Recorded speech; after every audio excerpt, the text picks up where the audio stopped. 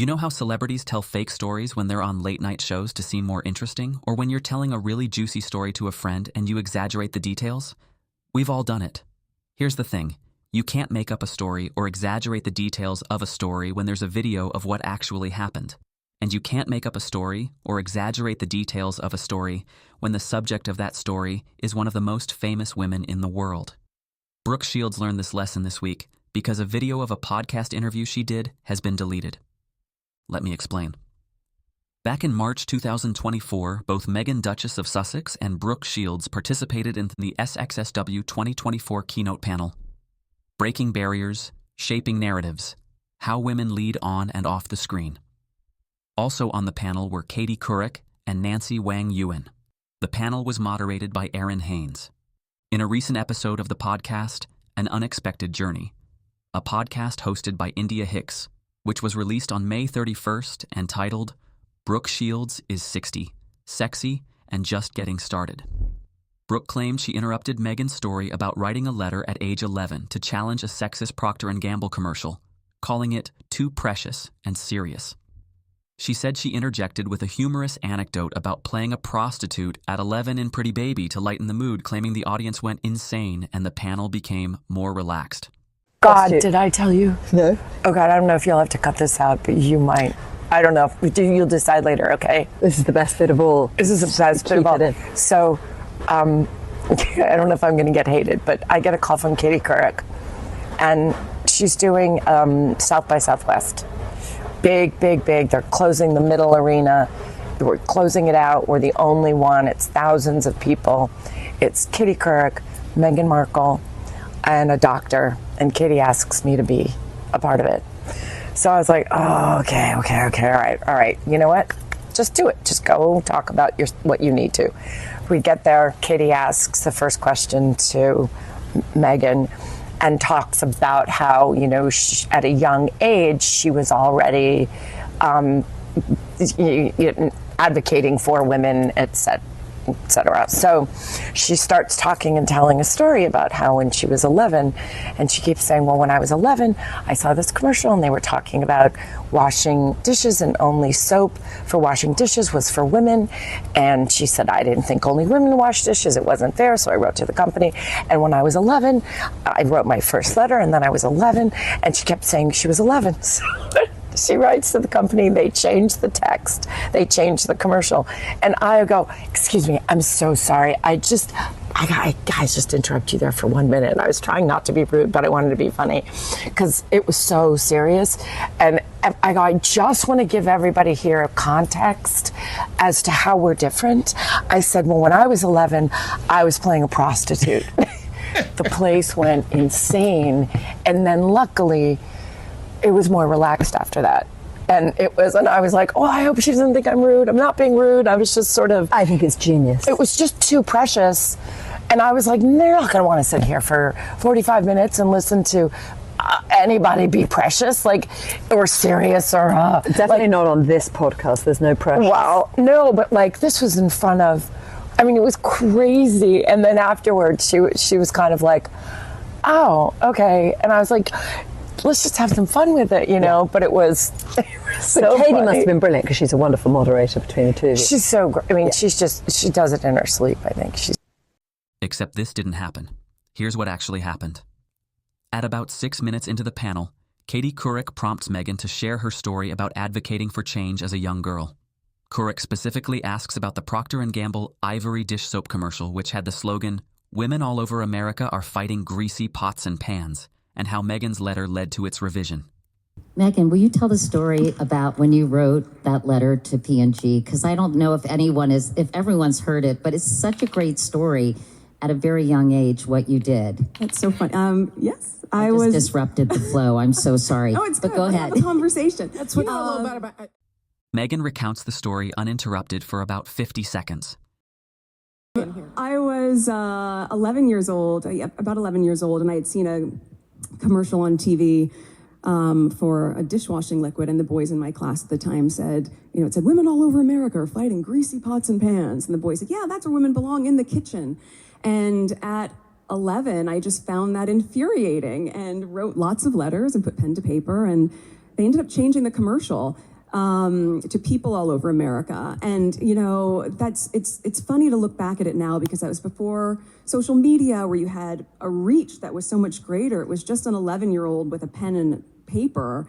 But it just, I guess, goes to show that if you know that there's something wrong and you're using your voice to advocate in the direction of what is right, that can really land and resonate and make huge change for a lot of people. So your voice is not small. Brooke Shields speaks next, saying, Yeah, this is where we're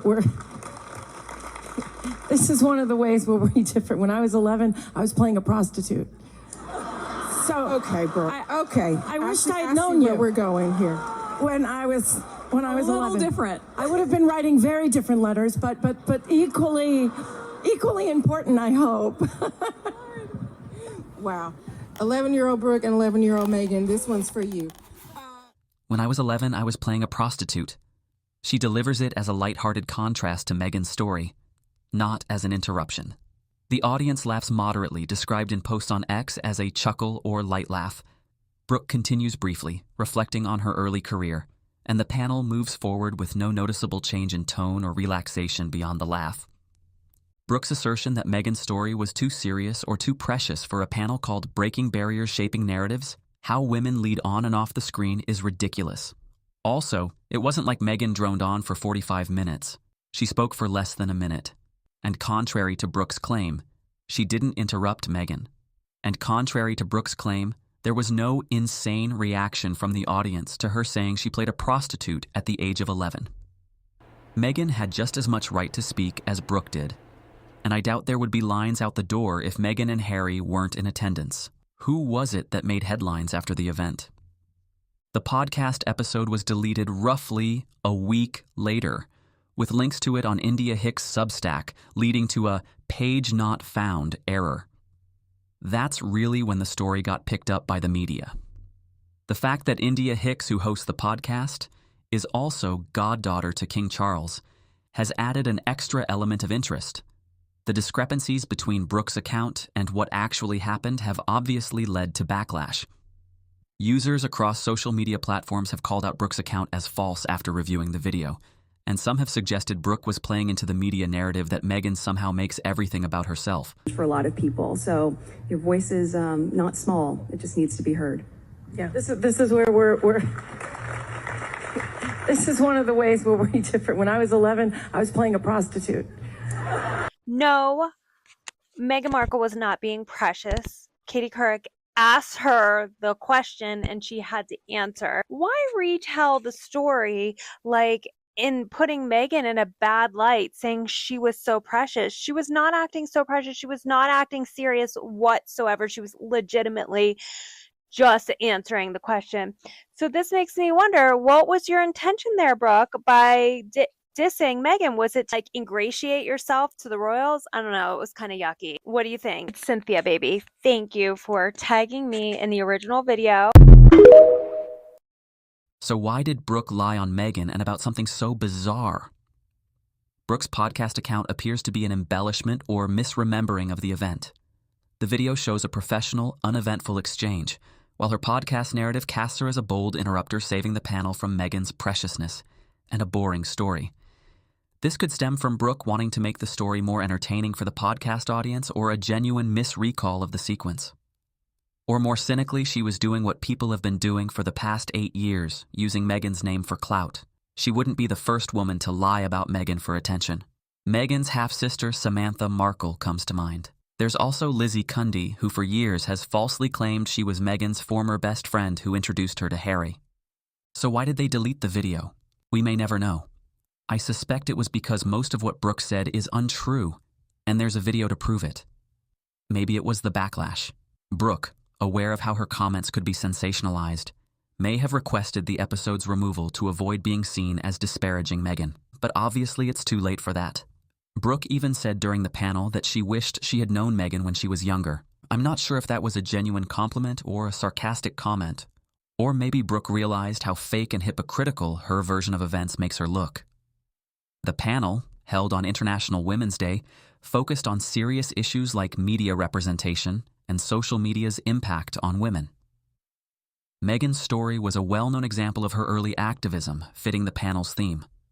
But in Brooke's version of events, she tries to silence Meghan and is dismissive of Meghan's experience with sexism, while trying to amplify her own. Textbook White Feminism. White feminism is a form of feminism that primarily focuses on the issues and perspectives of white women, often neglecting or marginalizing the experiences, needs, and challenges faced by women of color and other marginalized groups. For example, during a 2024 SXSW panel, Meghan shared a story about challenging a sexist commercial at age 11, highlighting her early advocacy as a woman of color. Brooke Shields later claimed she interrupted because she found the story too serious and precious, joking about her own experience at 11 in Pretty Baby to lighten the mood. This reflects white feminism, as Shields, a white woman, dismissed Meghan's intersectional narrative, centering her own perspective instead. Why tell a lie that makes you look bad, Brooke? And now Brooke's false story has been used online by Meghan's detractors to troll her. What's annoying is that most of the articles about the deletion of the podcast episode do not mention that what Brooke said is false, leading to speculation that Meghan and Harry forced them to delete the episode. When in reality, she probably has no clue what's going on. I wonder if Brooke will reach out to Meghan to clear things up.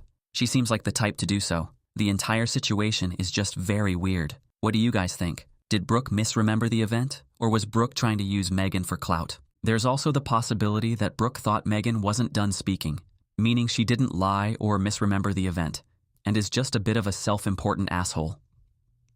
Regardless, Brooke Shields has made herself into the hero Meghan haters always hoped Gwyneth Paltrow would be. Well done, Brooke. So much for women supporting women. Let me know in the comments, and thanks for watching. Please don't forget to like and subscribe.